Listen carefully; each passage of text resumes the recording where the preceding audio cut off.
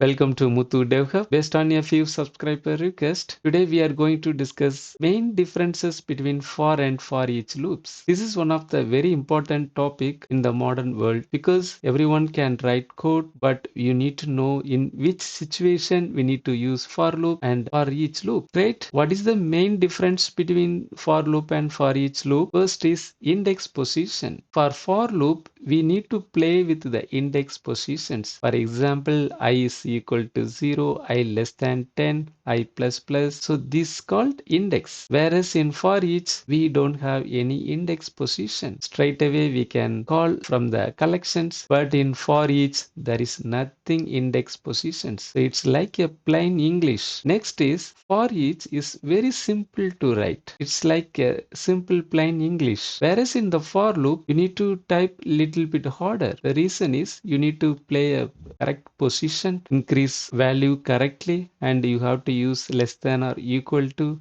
or less than and what is the default position, which are all very important to know. Otherwise, your code will be wrong. Next is we can easily modify the collection using the for loop. In the for each, we are not allowed to modify the collection. Don't worry at all. I will provide you a clear example in the video. You will understand how can we modify a collection in for loop, which we can't modify in the for each. All things can be discussed in this video. Next is risk of bugs. In the for loop, there is a higher chance of introducing some errors because we are playing with the index positions. If we put wrong index, if we forgot to call the incremental operator or decremental operator, then your logic will be inaccurate. Whereas in the for each loop, we are using like a simple plain English. So there is a less chances of introducing errors while you are using for each. Next is when we have to go for loop and for each, if you really need to play with the index position, then you can go for loop. If you are not playing with the index position, then you can go for each, especially if you want to perform read only iteration. Don't worry at all. When you are finishing the video, you will understand in a practical manners about the difference between for and for each loop.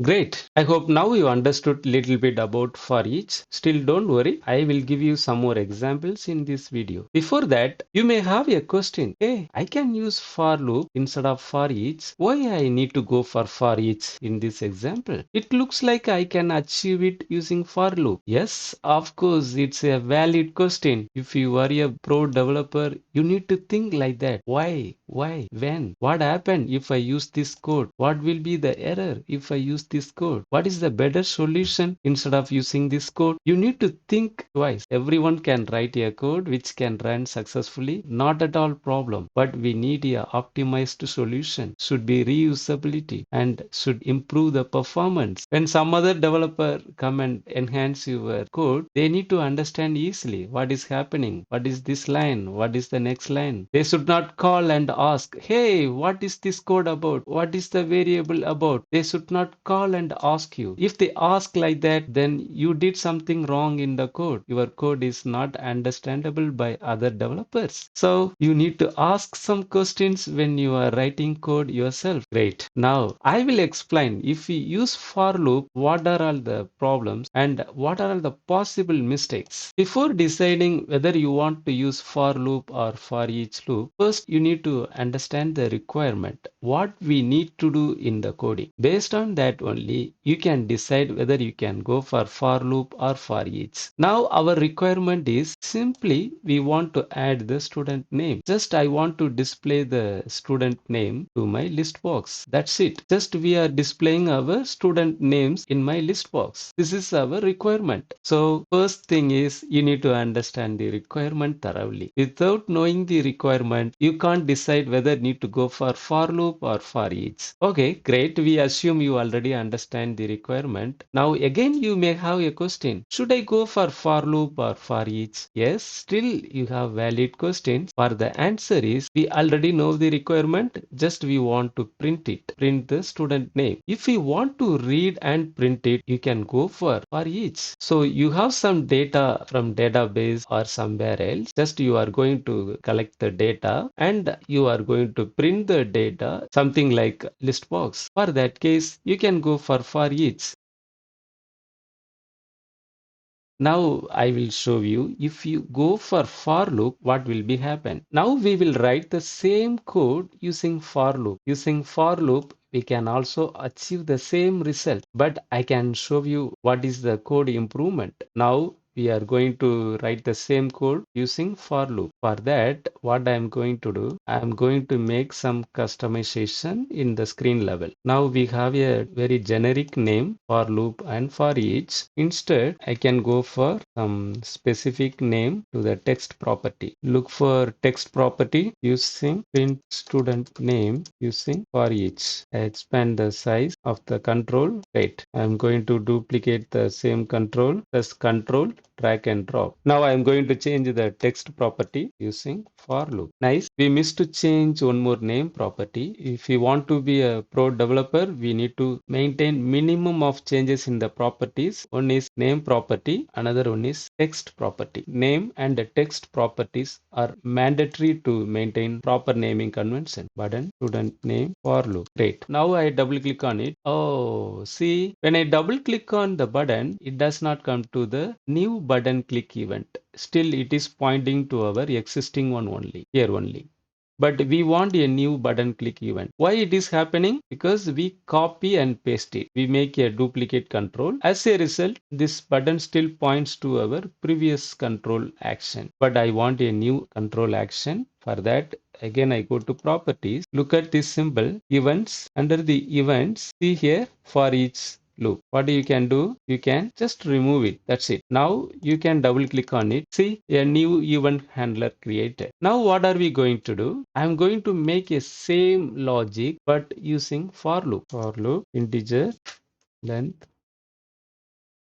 Great. Now you may have a plenty of questions. Hey Muthu, really I don't still understand what is the purpose of for loop. When I have to use for loop and when I need to use for each loop. Yes, of course, it's a wonderful question. Even I also used to have such kind of questions during my beginner stage. But the answer is you need to understand the requirements first. What is the requirement? In the current requirement, what are we doing? We just print the student name. That's it. But in the new requirement, we also want to show the sequence number in front of the student name. What is the best option? Tell me, please provide a comment. What is the best option to go for this approach? Now we print student name, but we also want student sequence number. The best option is to go for loop. Why? Because we are already playing with the index positions using the for loop. Whereas in the for each, you need to define explicitly for the index position. I will come back later for the for each. Now we will come back to for loop. In using the for loop, we have already position. Simply what we can do, we can put the position here. This is the I position I put here. Just I put +1.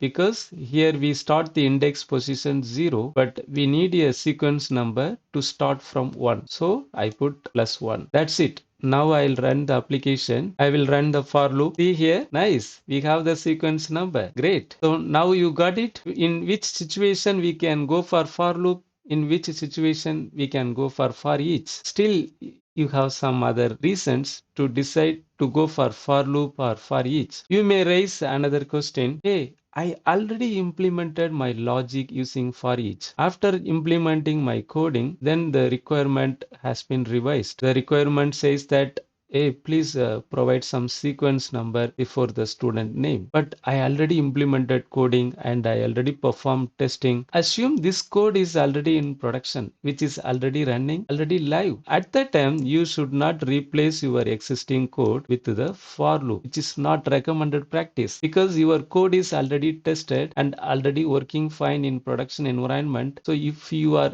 unnecessarily, if you are going to modify your existing logic, it will be possible to introduce some other errors. So the case is different. Now the case is different. Your source code is already there in production. After that, you are receiving a new requirement. Hey, I want to print the sequence number before the student name. So what should you do? If you are a pro developer, first thing, you should not use for loop because your code is already working here and there will be a chance to introduce some errors if you Again, if you replace with the for loop here, instead what you can do, you can put explicitly we are increasing the count. What are we doing here? I keep a local variable which is called index. I assign a value, default value 1. Then I don't want to increase here because I already defined the incremental portion here. Otherwise it will be incremented twice. I don't want to increase twice. Great. What are we doing here? We have a local index variable which we assign 1 by default. Then we are printing the value here and we are increasing the incremental. We are increasing the value of index. Plus plus means it will increase one value. Now I am going to execute. Okay, you need to